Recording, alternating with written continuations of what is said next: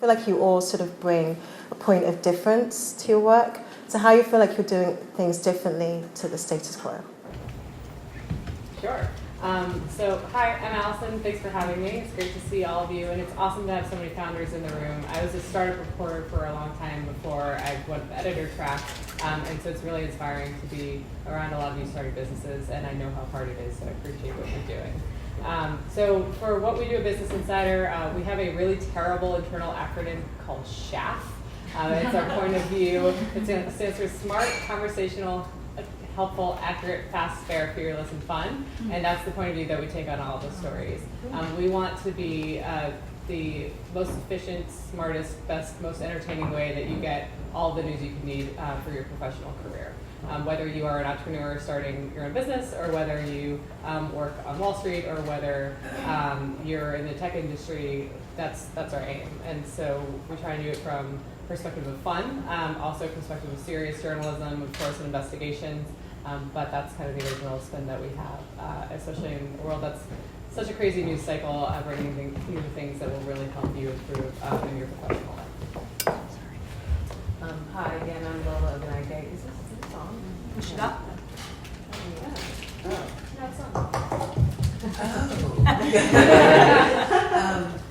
So how do we do things differently? That was the question. Well, I would say, obviously, you're an individual, but I feel like you definitely bring some flair and some difference to your career and the way you've approached your career.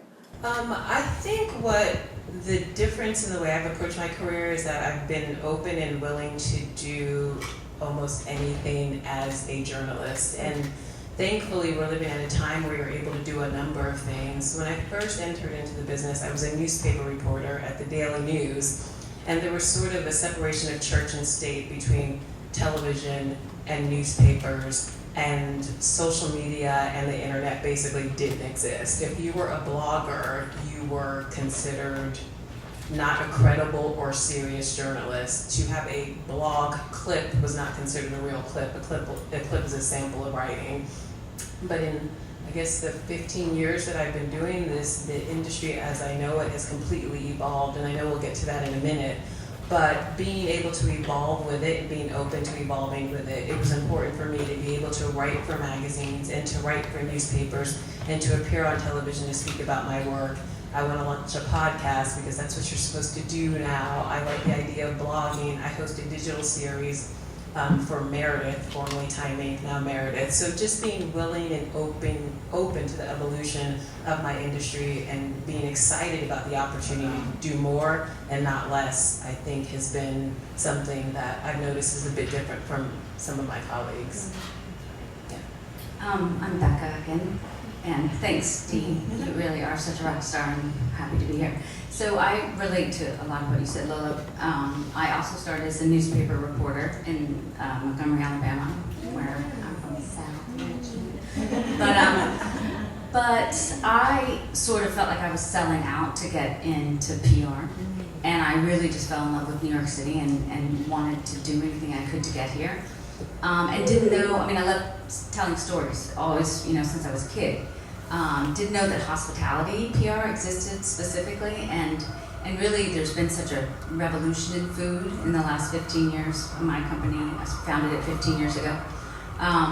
And it's become part of our culture and part of entertainment in the way that, music or art was.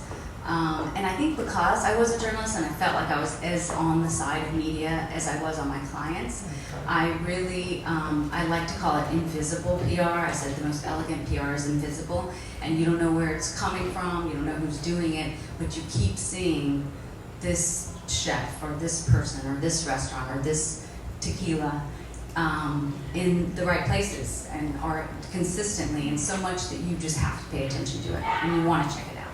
So I think that has distinguished us as a company. Now I have 30 employees, all women, although I'm about to make my first male hire. He's a crisis guy, and there's a lot of that going on, which we'll probably touch on.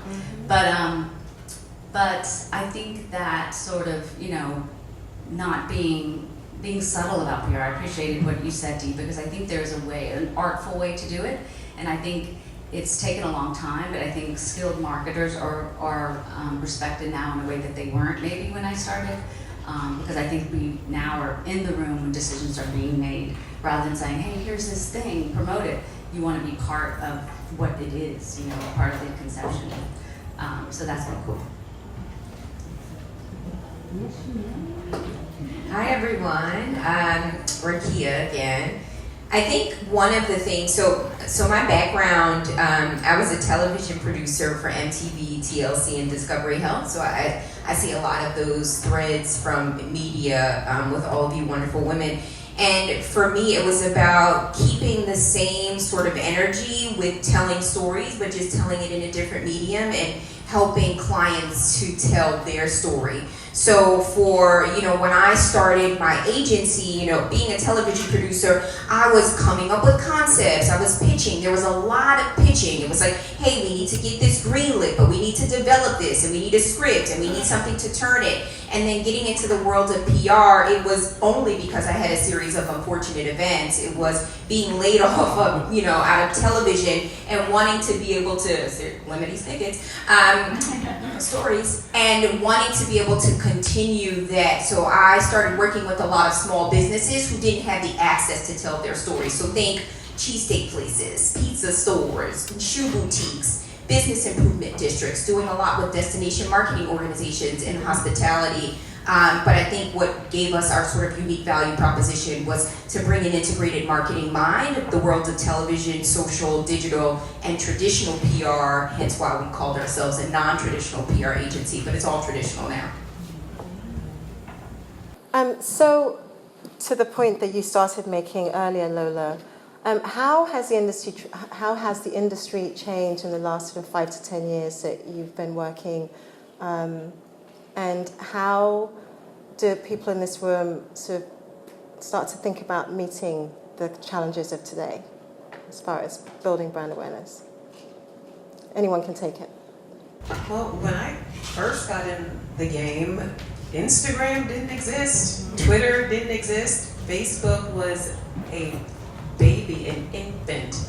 I remember my sister being in school and telling me that she just got on this thing called Facebook. So none of these things existed. And so to see how influential social media and the internet has become in my world, it's sort of like pre-internet and post-internet. And it's the world that we're living in now is virtually unrecognizable to the 20-year-old who entered into the game so many years ago. And that's a good and a bad thing. I think it's empowered all of us to become our own individual storytellers, and in many ways we are our own PR mavens and our own journalists and our own storytellers. And the people who do that well are really in control of their own fate and their own destiny. But we've also seen a lot of people who don't do that well and have inadvertently destroyed themselves or their careers because they've not understood the importance of these things and how to manage them. So, and to borrow an old and tired phrase, I think it has been both a gift and a curse to navigate through social media during this time. It's been hugely beneficial for me. I can't even imagine functioning in a world without Instagram and Twitter, only because I use those as valuable news sources. I wake up every morning and I check Twitter to see if we're all still alive. And I check Instagram to get some morning inspiration to see cute babies and be like, oh, should I have another one? Yes. My husband paid you to say that, right? Okay. I got your check, girl. So yeah, it's been wonderful, but there are moments when you're sort of like, oh, really, do I really need to know that you were in the Maldives and I was not today? Not happy about that. So. Yeah, I completely agree. When I was starting my career, my dream was to work for Condé Nast. It's the big, shiny magazine publisher that was on top of the world. I would work my butt off to get an internship there when I was in college, and I thought that's where I was going. And then the boss of my group when I was an intern at Condé Nast left for this tiny site called Silicon Alley Insider, which became Business Insider, and that's how I got there as the 6th employee. And she was like, no, I know you love Condé Nast, and I know it's been your childhood dream, but they are laying off a ton of people, and print is going to start shrinking, and you need to think about where the jobs are, and you need to think about digital because that's what's on the rise. And Huffington Post had launched, but there was really nothing else in the space for digital media, and it hadn't really occurred to me that would be a path I would take, but I followed a very smart person who was like, well, I'm going to learn from her. I don't know what this company is, but I'll figure it out. It ended up being great, and starting at Business Insider and being part of that success has made my own success accelerate in a way that I couldn't have imagined if I had been getting coffees for someone at Condé Nast to start my career. So I think even just that evolution, and then now leading a media company today, I mean, it's not the same 3 months from now. Like 3 months ago was different than it is today versus certainly a year ago versus 5 years ago. You have changing business models. There's a ton of media consolidation happening still. It was a very advertising-based industry, and it still is. But now people are scrambling to figure out a even more sustainable model, a second dual revenue stream. So you see a lot of subscriptions happening. Business Insider has launched subscriptions in the last 2 years, and that's been very meaningful for us. But there's a lot of headwinds that you just have to navigate all the time, and you really have to adapt, not get used to anything, be continually creative, and not think that you can rest on anything because you really can't. Yeah, you have to be incredibly agile now and be ready to pivot at a moment's notice and be open to that. Yep. So Becca and Rakia, I just wanted to ask you to answer that question, but from a different angle. And so I wanted to ask how your clients' needs have changed. So how have the briefs that you're getting from your clients and what they're looking for have changed as well to sort of meet this demand and this, yeah. I mean, I think I always like to ask when we're talking to prospective clients is what success looks like. And, if you had to if it's 6 months after we've launched, if it's a product or a place or whatever it may be, what is the headline you want to read? And I like to say we're in this era of too muchness, that there's so much news and too many podcasts that none of us have time to listen to, and great ones, and too much killer television that no one has time to listen to, and too much communication, frankly. I mean, there's so much incoming. It's DMs, it's texts. Text used to be like exclusive now. I mean, clients text me on the weekends. So how, as a brand, and really we are all brands now. Everyone here is a brand. If you look at it, I mean, that's the world we are in now, and that can be awesome too, in that, founders are rock stars, and there's a huge opportunity there. But in order to break through the too muchness, you have to be very clear with your point of view and what makes you different and what do you stand for and what do you want to put out into the world. And you have to make sure you're very clear with that, everyone on your team is very clear with that, and that you are repeating that story again and again and again on a variety of platforms or avenues of influence. My creative director is here, and she said that, and I think it's so great. But because it's true, there's so many different avenues of influence, and social's one. There's also, what are brands that you appreciate and use genuinely. I mean, I think the authenticity is something that is always going to be required if you really do want to break through. You can't pretend to be something you are not. I think media see through that, and people see through that. So partnerships with brands are one aspect, obviously social media, obviously traditional media, and then events are a huge opportunity and growing in terms of people's ability to have a tactile, educational experience with your brand.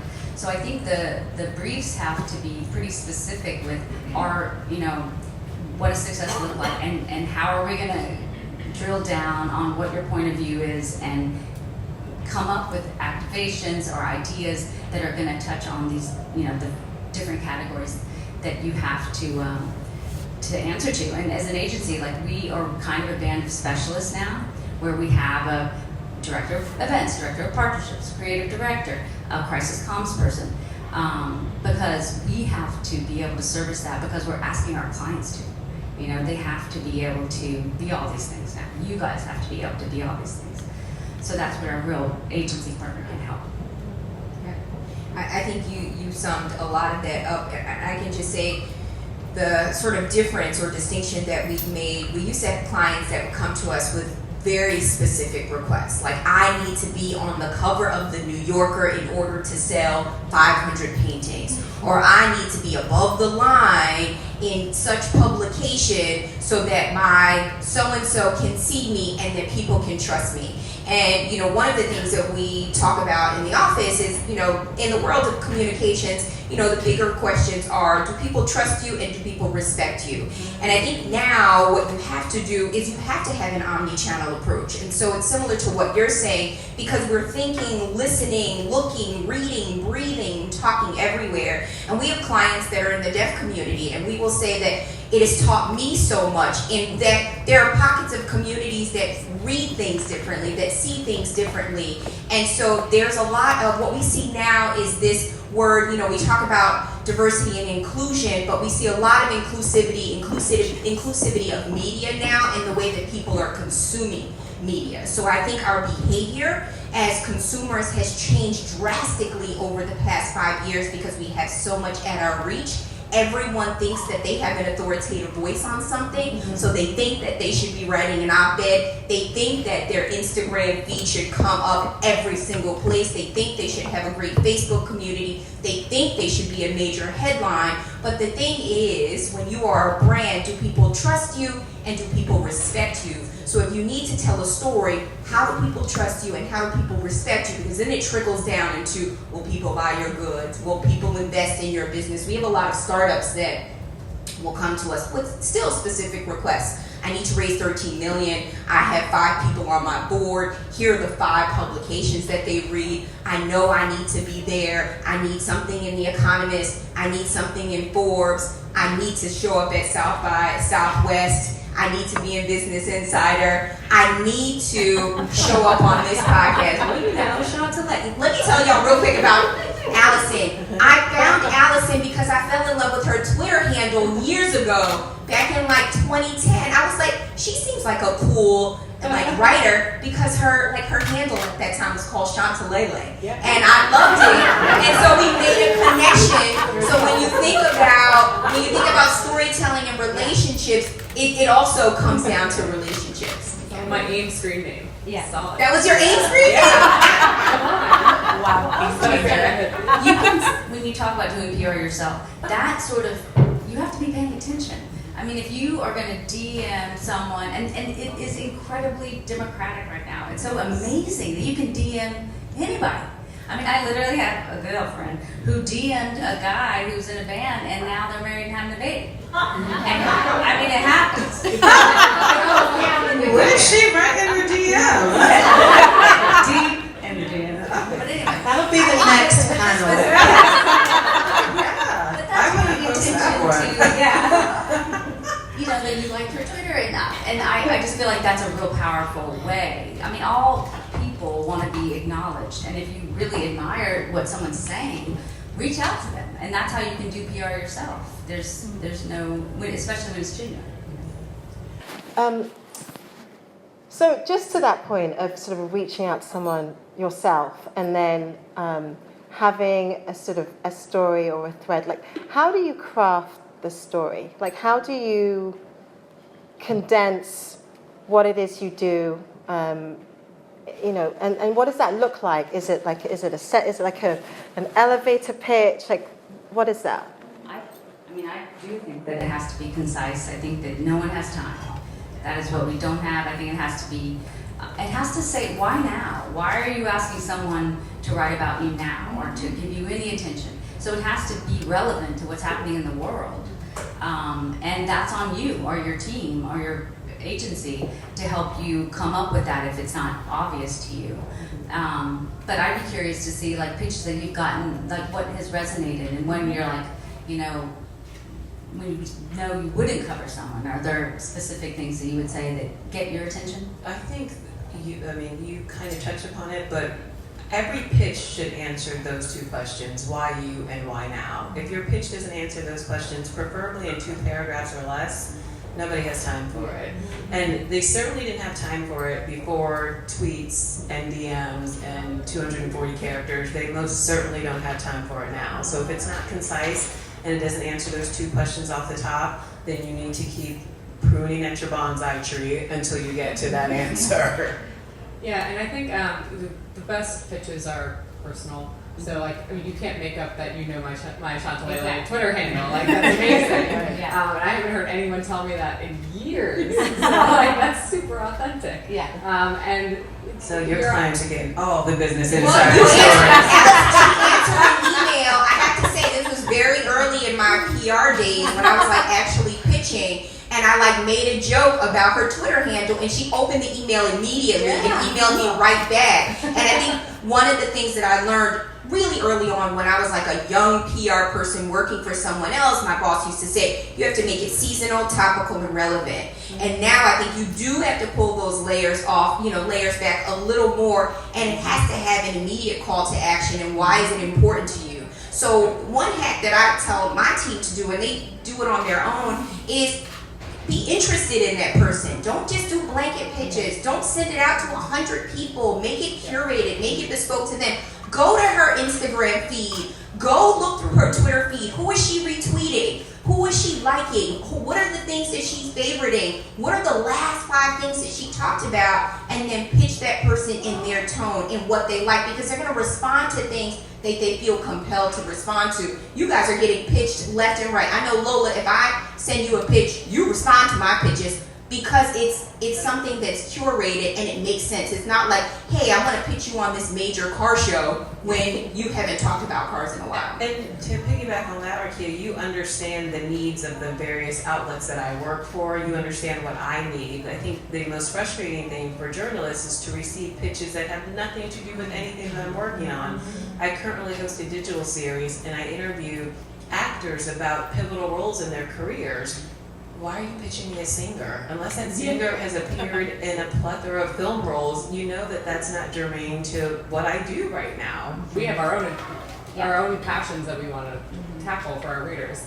So you're competing against that, and of course the best way is really like if you have to send blind. That's like we all know that exists, but really if you can get an intro to someone, if you can have that warm introduction that goes so far to break through the inbox. And now that you two have a relationship, you'll open everything, and yes, it's curated, but at the same time, like you know her. And same with me. I've had relationships with people that I've known for the whole decade plus I've been in journalism, and it goes so far. A journalist is always going to have to do what they do for the story and for the best interest of readers, but we do have great relationships with people in the industries who help us find stories that we trust, who help us gut check stories, and that goes a long way as well. Also thinking about unusual ways to enter into the story. I mean, you may have a client who is a chef, and your client specifically, your specific client may not be big enough, but your client may be doing something with cauliflower mashed potatoes that no one's doing.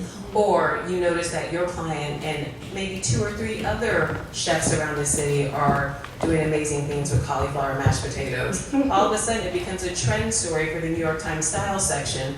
It's not a complete profile on your client, but it's one way to get your client to the pages of the New York Times style section. So sometimes the overt, like, check out Chef Daniel may not be the way in, but you gotta try these cauliflower mashed potatoes may be the story, and that person may end up being the lead of that story or an integral part of that story, which fulfills your needs anyway. And so how much of what you are covering is coming from PR agencies, and how much, like, is there like a percentage split, and has that changed much? I'd say it's very little, to be Okay. honest. And I think maybe it depends on what you're covering. For business, though, a lot of it is like, we're constantly seeking out interviews, and maybe there'll be PR people that we work with who we know they have the clients that we need to talk to, or they cover the startups we need to get to, or the venture capitalists we need to get to, or something. But I'd say a lot of it, like increasingly as you get up in your journalism career, at least in the business side, you're building your own source network and working off of that. And so then it becomes like you're really a self-starter more so. But there are times when you're working with like huge companies or huge executives. Of course, there's communications people that you work with on the other end. You have to. I mean, that's like half the story. It's getting their side of the story. And so for you, Becca and Rakia, like, how do you cut through that when you're trying to get stories? Like, if you are in a situation where you know they're being pitched to a million people and you have to sort of cut through the clutter, what are you doing? Like, yeah. Well, I think it's being super, I think what we talked about before in terms of making sure you've done your homework. I also think you have to have a personality. And I've always coached what Alyson said in terms of you are adding to their day. If you're asking for someone's attention, and even if it's a DM, this is something they didn't expect, they already have their own life and whatever. So you're asking, for them to pay attention to you or whatever you're pitching, however briefly. So you have to have something to say. So I think it does boil down to doing your homework, but also being very strategic and selective and just not going to that person that often. I think I know we had talked a little bit about press releases, and I think once Twitter came out, to me, press releases were done. They're dead, we're never doing them again, and that, clients were like, what do you mean? I've literally not sent a press release in a decade. Now, for certain clients, the hard work should already be done. And why, if you're a reputable journalist, would you read a press release other than just to get information, but not to genuinely cover someone? I don't know if you agree, but so I think it's about only going to someone if you think they're going to say yes. I don't want to waste anyone's time. And I think we built our reputation by literally, I hear from my media friends who are like, we never hear from you. Because I only go to them if I have something. And therefore, when you do go, you're like, oh, they're going to, pick up and have the conversation and take the call. So I think it is, it's just being smart about it. And I think in our world, which I've never really identified, I always called myself the anti-publicist publicist. And really hired people that weren't publicists, but people that were just passionate, didn't study communications necessarily, but were journalists or just passionate about life and had interests and would bring those to the company. So I think it really is having, only working with people that you believe in. But I do think that PR as an industry has a bad reputation because there's a lot of smoke and mirrors. And I called that person. And I believe you have to be transparent, that you're in it together, that I'm not benefiting myself or my reputation to take $1 unless I think I'm going to be able to return on that investment. And also that I don't want to, I think that authenticity goes to who you choose to work with, and then, how you're going to be able to tell their story in a way that's going to make someone say, yes, I'd like to know more. Yeah, I think it's also important if you're starting a relationship with a reporter to not have it be transactional at the beginning if you can help it, to not need something the first time you reach out. If you're a publicist, you're probably a great people connector and you're very well connected in the industry, and you probably know a whole lot about an industry that a beat reporter is covering. And so you could be helpful in a lot of ways to the person, whether it's story idea generation or sourcing or gut checks or something. You can provide a lot of value that will help a reporter. And that establishes a relationship that's not so I need something from you right now, we've never met, I need you to help me, that's not going to go over well. Relationships are two ways, so kind of think about that as well. That's very true, and the people that I tended to respond to the most when I was at the New York Times were the people that brought me story ideas or pointed me in the right direction or gave me information that I may not have been able to suss out on my own. And so I felt compelled to help them out, or throw them a bone in the future. The best relationships have reciprocity. So if you're willing to give a little, most certainly it will come back, sometimes tenfold. And some of the relationships that I've had with people who were the first ones to take me out for dinner when I was a cub reporter at the Daily News, I still have those relationships with people. Yeah. And we had, I was a baby reporter. And so yeah. To take a quick line from Adam Grant, he has the book, and he talks about give, get. And so it's being a resource for people before you need to ask them for something. And I would say pretty early on, we were doing a lot of that. It was a lot of relationship building. When I started my agency, my husband argues it was 8 years ago. I said it was 10 years ago. But so when we started, years ago, we had to do a lot of that groundwork in the very beginning to establish relationships, trust, and rapport with a lot of journalists and that cover a lot of different industries. And I think now the way that we approach it is we do a lot of mind mapping and a lot of mind mapping sessions internally. We always have a lot of team huddles because we want to thoughtfully present information to people, so it's not a press release. It's not like, hey, we need you to cover this. It's more of putting our producer hat on and saying, we're producing a story, and we're producing this story so that you don't have to do a lot of the work, because we know that you're inundated and you have so much work to do. So we like to say, here, you know, we have all of our receipts, we fact checked all of these things, and here's something that we think might be of interest to you, and we do try to keep everything really, really concise. But I think at the very top of that is establishing that relationship, knowing who those people are, and being able to provide something that's going to be of value to them, because it's your job. You're not doing this, hey, let me just pitch, you know, I'm going to pitch you and then cover your client out of the kindness of my heart. It has to fit into your ethos. It has to fit into your brand identity as well. So we're going to go to audience questions in a minute, so just, you know, get that going. Before we do, I want to touch on crisis PR. Because I feel like there's more crisis PR than sort of positive publicity going on. So whoever wants to sort of take this, but I guess how do you sort of protect against that? How do you work with your clients to ensure it doesn't happen? And then, like, what does crisis PR look like? I used to be in the entertainment industry, and the personal publicist had a lot of power, and so they could call a publication and just shut stories down. Wow. But I feel like that time has gone. But there was a time really when I think someone from a 42 West could call up and like really sort of kill stories. But I don't think you can get away with that anymore because things get leaked and. How do you think it could kill stories? Is it because of the relationships with the people at the top of the publication? Well, because they just had such a power client base that if you wrote something bad about one client, that was it. You were closed off to all of them, so you were never going to get whatever Tom Cruise or and if you were a publication that might have relied on that sometimes, then that was going to be an issue for you. Yeah, I mean, so we like to break our work down into people, products, and places. So there will be different, there's a different crisis when we are working with, a very, very large tech company versus a very, very, famous person.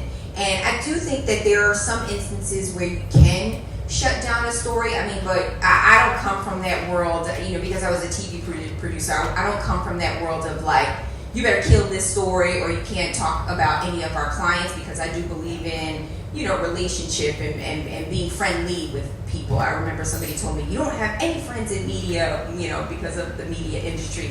But being friendly, I know, a woman just told me that. But I do think in the world of crisis, I mean, there are a couple of things that you need to do at the very beginning. You have to have uncomfortable conversations with your client in the very, very beginning to say, here are the things that we anticipate. We have done our internal audit of you, and here are the things that we saw surface, because you have to be able to control the narrative, but you can't really control all of the stories. We've had people publish things about our clients that weren't very nice, and some of these people were, they were really, really up there. And it's because people will publish what they want, because again, it is their brand narrative. But I think at the beginning of working with a client, you have to establish, here are corners right here. What's your sort of declarative statement? In the event of a crisis, if I can't get a hold of you, what are the things that you would want me to say? So that internal communication piece is key. We have to get a ton of messages approved in the very, very beginning in order to put out fires. Now, again, because we still do a lot of crisis PR, we believe in the world of transparency. We don't like to massage stories. We don't like to do publicity stunts. We don't like that. It's just not comfortable in doing so. So for us, it is how do we tell authentic stories in an honest way so that people are not taking things personally? Because we are in the world of call-out culture where people take things very personally. So for us, our motto is take it seriously, but not personally. And in order to take it seriously, you have to have all of the facts in the very beginning. You have to have all of your fact checking in the beginning, and we have to have a certain level of client approvals. We've gotten to the point now where we bring agents in, with a lot of our celebrity clients, we will bring their legal team in, because there are a lot of things that we're dealing with. And we just had a whole conversation about FTC regulations. What are the things we should be saying? How can we remain transparent? How do we ensure the safety of our client? Because at the end of the day, the nucleus is how do you protect the client? Yeah. Well, I was going to say, once a crisis has hit, I think all that's so true, and I believe you have to have those. I mean, for us, who we have gone through a few crises with clients, but I think that I have to ask, is there something that's going to come up? Because I have to protect There's a ourselves. lot in the food space. Well, there is, and yeah, I and mean, you've it's had some. yes. Sorry. But I think, once it's happened, then these are sort of practical, tactical things, but maybe useful, to have a timeline, to be super clear internally, what you knew when, what happened, and that, to work that out. And then in issuing an apology or an acknowledgement, to be upfront about it and honest and, without sort of parsing words. And then I think a plan, like if you're going to implement something, and not that you know everything, but there has to be some action. And then the biggest thing I think is that there is no magic bullet and you have to be patient. And I mean, it's been years now, almost 2 years since these two stories were breaking. And still, there are plenty of collateral damage. To me, it's interesting, it's often the women that are the damage ones that weren't the bad actors, but, are being charged with a lack of action. And that's probably a whole nother panel. But I think those, it takes time. And I do think that the public likes a comeback, but it doesn't happen overnight. Okay, so we're going to end with a quick fire round, and then we'll go to questions. We'll just do a couple of these. What is the mantra you live by? Mantra? Yeah. I don't know. That's a good one. Work hard? I don't know. It's okay. Yeah. You can Someone's going to have something better. I'll think on it. Who has one? Well, I do love the Maya Angelou. People will forget what you said and they'll forget what you did, but they'll remember how you made them feel. So I have a couple. Work hard, be nice. Let your setback be a setup for a really great comeback, because everyone loves a really great comeback. And I just forgot the last one, but we say it all the time because they always say, hey, Rakia, and her Rakia-isms. But we live by a lot of those things, and I think we're going to start plastering them on the wall. Sarah probably knows one. What is it, Sarah? What were you going to say? If you like it, I love it. Oh, if you like it, I love it. Oh, stay woke, but get some sleep. But get some sleep. Yeah. Wow, you have so many good ones. Yeah. Wait, I have one that is that I sometimes have to tell myself when I'm in environments where I'm feeling a bit insecure. You're enough. Like, you're enough. You're enough. You're enough. You're enough. And it just, hearing that is very soothing to me. And also about risk taking, and I got this from my pastor maybe 2 years ago, and it's always stuck with me. Don't let success get to your head or failure get to your heart. I love that. And so it's just this notion that it's okay to take risks, it's okay to go for it, and know that, yes, in the good times, try to keep this intact, and in the bad times, try to not let this be crushed. So. Oh, I'm gonna say that to my kids. All right, I thought of something better. Okay. But work hard was good. That was good. That's the first thing that came to my head. Okay, so two things. One is super cheesy. I'll end with the cheesy one, I guess. But the first is just to find something you're super passionate about, and the sooner that you can figure out what you want to do and what you want to focus all your time and energy on, like your career will take off. For me, I was. Not hard at all. Yeah, I know, that's totally true. It's very hard to find. The second you kind of like glean what it is, it took 2 years for me. So I started on the business side of Business Insider, and I was watching all the writers, and I was like, oh, I just want to do what they're doing. And so that was kind of my cue. And then once I got into the writing side, I was obsessed with startups. Like, weirdly obsessed. I think I wanted to be a founder, but didn't have the guts to do it. And being a journalist, you could interview VCs and entrepreneurs and ask them every question you had. And I was just obsessed. And that made me really good at my job. So then I became a really good startup reporter, and I reported on Uber when it was launching, and Tinder when it was launching, and all these companies that rose, and then I rose with it. But I was obsessed. So if you, best you can, figure out what you're obsessed with, and then try and find a way to make money from it, I would say, and you'll be successful in your career. And then I also, really cheesy one that was like on my Facebook profile when it first launched. It was like Chris Daughtry lyrics, I think, but it was like, be careful what you wish for because you might just get it all. I really wanted to be editor-in-chief of Business Insider, and then I got it by 30, and then I was like, oh God, what do I do next? And the answer is I think still be editor-in-chief of Business Insider, and I've been doing it for 3 years. It's awesome, and it's challenging every day. But set a high goal, and like it's actually not as it's hard to achieve, but it is achievable, and aim very high, I would say. Nice. Okay, I'm not going to do any more mantras because we did quite a few of them. So, Really quickly, if you're struggling to find what you want to be doing or what you're passionate about, this is going to sound really shady. I will preface it by saying this. It's not like woo-woo, but if you're scrolling through Instagram and you happen to be jealous of something, or you see, but if you see somebody doing something and you're like, I wish I was doing that, that's probably what you want to be doing. Yeah. Like, I see people doing things all the time and I'm like, I don't want to do that. But there'll be moments when I see somebody doing something and I'm like, I need to get into that next. Yeah. So it's not the best motivation, but I found that sometimes it is the most honest way to get in touch with what you really want to be doing.